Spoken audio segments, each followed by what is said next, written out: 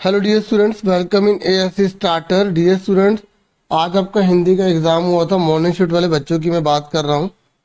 तो इस वीडियो में मैं आपसे आंसर जो है वो डिस्कस करने जा रहा हूँ। आपके कितने आंसर आप मैच कर सकते हैं और अच्छे से चेक भी कर सकते हैं। देखिए, आपकी जो पैसेज वगैरह आएंगी वो क्लास 6 या क्लास 5 में से आएंगी। ऐसे अगर आप इंग्लिश के पेपर की जो भी तैयारी करेंगे तो आप क्लास 6 और क्लास 5 में से पैसेज को देखेंगे आई हुई।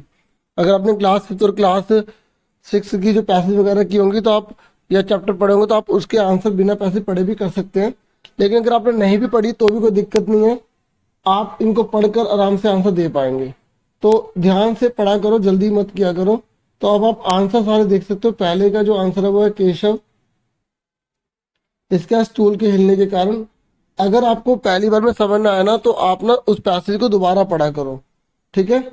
और यहाँ पर आप देख सकते हैं कितने कितने मार्क्स का है और अच्छे से पढ़ के करना। तो इस तरीके से इसका आंसर था संतोषी। इसका अन्न के दाने, क्योंकि अन्न के दाने को जब वो खाते हैं ना तो वाइट वाइट सा दूध दूध सा लगता है, इसलिए बोला गया था।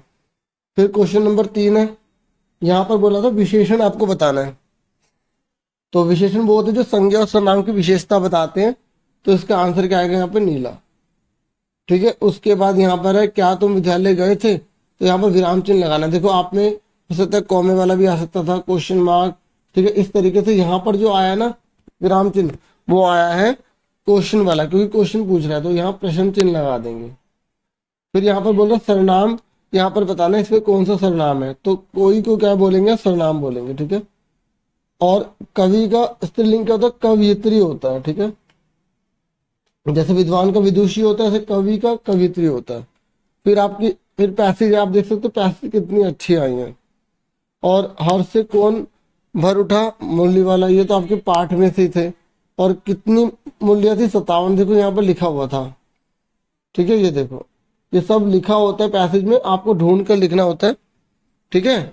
और अगर आप अच्छा करना चाहते हैं तो जैसे अगर आपने और जो पेपर करना है ना, तो मैंने मिड टर्म के पिछली बार के पेपर बनाए थे, तो आप उन्हीं की प्रैक्टिस कर लेना, क्योंकि उसी के जैसे पेपर आ रहे हैं। इस बार मिड टर्म के पेपर की प्रैक्टिस के लिए जो क्वेश्चन पेपर होता है वो नहीं आया, ठीक है। तो इसमें वो देखो, ये कह रहा है कि मूल्य वाला सभी को मूल्य कितने पैसे के हिसाब से देता था? 3 पैसे के, लेकिन बच्चों को 2 पैसे के हिसाब से दे रहा था वो, ठीक है ना। लेकिन इसमें मुझे देता कितने हिसाब से? सब 3 पैसे, इसलिए यहाँ बच्चों को कंफ्यूजन हो सकती थी। कुछ बच्चे जल्दी कर देते हैं ना, तो जिसकी वजह से उन्हें बाद में दिक्कत झेलनी पड़ती है। फिर ये प्रश्न नंबर 5 है। फिर ये कविता है, तो इसके आंसर आपको देने थे, ठीक है। मैं सिर्फ आंसर आंसर पढ़ के बता रहा हूँ, ठीक है। आप आराम से इन्हें खुद भी पढ़ेंगे, पता लग जाएगा। मैंने तो इन्हें पढ़कर एक बार देख लिया और अच्छे से आपके लिए आंसर लेकर आया हूँ। ये मैं इसलिए बोल रहा हूँ कि आपके फाइनल टर्म में भी इस मिड टर्म के पेपर काम आने वाले हैं, और जो नेक्स्ट ईयर बच्चे आएंगे उनके भी ये काम आएंगे, इसलिए मैं बात कर रहा हूँ, ठीक है। तो तारक अनार के दाने मतलब तारे रूपी, तो यहाँ पर इसका क्या है? ख। तो ये गोले मैंने मार रखे हैं, ये गोले ही आंसर है, ठीक है। और फिर ये पंछियों की क्या इच्छा है, तो ये क्षितिज से मिलने की। क्षितिज को कैसा बताया गया? सीमाहीन बताया गया। और फिर उसके बाद यहाँ पर रोहिणी को मुरली वाले के स्वर से किसका स्मरण हुआ है? तो खिलौने वाले का। ऐसे पापा हो गई जो पाठ है, इसमें किस समय ये घटना घटी थी? रात के समय घटी थी, ठीक है। अगर आपने चैप्टर्स पढ़े हैं ना, आप बहुत अच्छा स्कोर कर सकते हो। और मुझे कमेंट करके बता सकते हो, तो आप बता देना कि आपके कितने सही निकले हैं, ठीक है।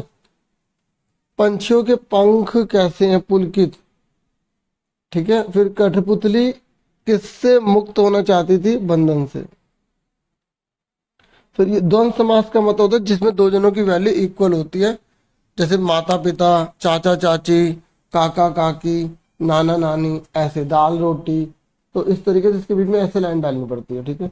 और मुझे विद्यालय जाना है, इसमें मुझे जो है ना उसमें आपको सर्वनाम का भेद बताना था, ठीक है। तो आप इसमें लिख देना पुरुषवाचक सर्वनाम। ये मैं आंसर यहाँ लिखना भूल गया, देखा नहीं होगा, ठीक है। पुरुषवाचक सर्वनाम आना था। फिर सोना शब्द से एक नया शब्द बनाओ, तो सोनाली, ऐसी, कुछ और भी आप बना सकते थे। मिठाई शब्द का बहुवचन मिठाइयाँ। फिर ये मैंने कुछ एक एक नंबर के जो प्रश्न उत्तर है वो भी लिख दिए हैं। जैसे मिठाई वाला पाठ में फेरी वाला विभिन्न रूपों में क्या क्या बनकर आया, खिलौने वाला, मुरली वाला, मिठाई वाला। मिठाई वाला पाठ में चुन्नू मुन्नू की माँ का क्या नाम था, रोहिणी था। ठीक है, पापा खो गए। और अच्छा, ये चोरी चोरी चिट्ठियां कौन पढ़ता था, तो लाल ताऊ बोल दो या लेटर बॉक्स बोल दो। ठीक है, और पापा खो गए में सिनेमा के पोस्टर पर किसकी आकृति बनी थी, नाचने वाले की, है ना। उसके बाद ये हम पंछी उन्मुक्त गगन के, कविता के अनुसार पंछी कहाँ रहकर अपनी गति और उड़ान भूल जाते तो पिंजरे में। और कविता के अनुसार पंछी किस में लिखना चाहते हैं, उड़ाने, उड़ने में लिखना था, उड़ाने लिख दिया, यहाँ उड़ने कर देना, अगर हटा देना। ठीक है, समझ गए ना बच्चों। कठपुतली कविता में कठपुतली क्या तोड़ना चाहती है, बंधन भरे धागे तोड़ना चाहती है, या धागे लिख दो आप खाली। किसी बच्चे ने धागे लिखा तो उसका भी सही है। कठपुतली कविता के रचनाकार कौन थे, भवानी प्रसाद मिश्र थे। फिर उसके बाद इन 4 प्रश्नों के आपको उत्तर देने थे। देखो यहाँ पर 5 हैं, आप 4 में से किन्हीं के उत्तर दे सकते थे। इनके आंसर मैंने लिखे नहीं है, फिर बहुत टाइम जा रहा था। और यहाँ पर आपको 4 में से 3 करने हैं।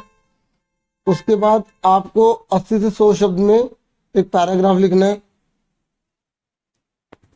और फिर आपको प्रधानाचार्य का पत्र लिखना है, दोनों में से एक कोई भी आप कर सकते हैं। ठीक है, प्रधानाचार्य का कर सकते हैं या अपनी छोटी बहन को खेल कूद का महत्व बता सकते हैं। तो ये औपचारिक होता है, ये अनौपचारिक होता है, तो आपको दोनों के पैटर्न पता होने चाहिए, तभी आप अच्छे से लिख पाओगे। ठीक है, तो देखो ये छोटा सा पेपर था। ठीक है, अभी आपका जो पेपर नेक्स्ट है वो है मैथ्स का।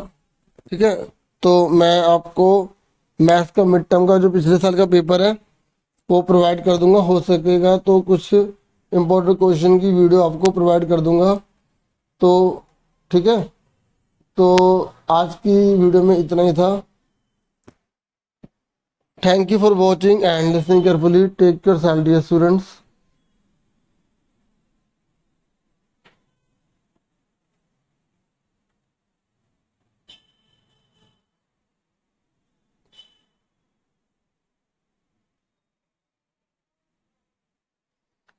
एक बात और कि इनमें 3 है ना, इनमें से केवल एक करना था आपको। ठीक है, और यहाँ पर भी अथवा लिखा तो दोनों में से एक करना था।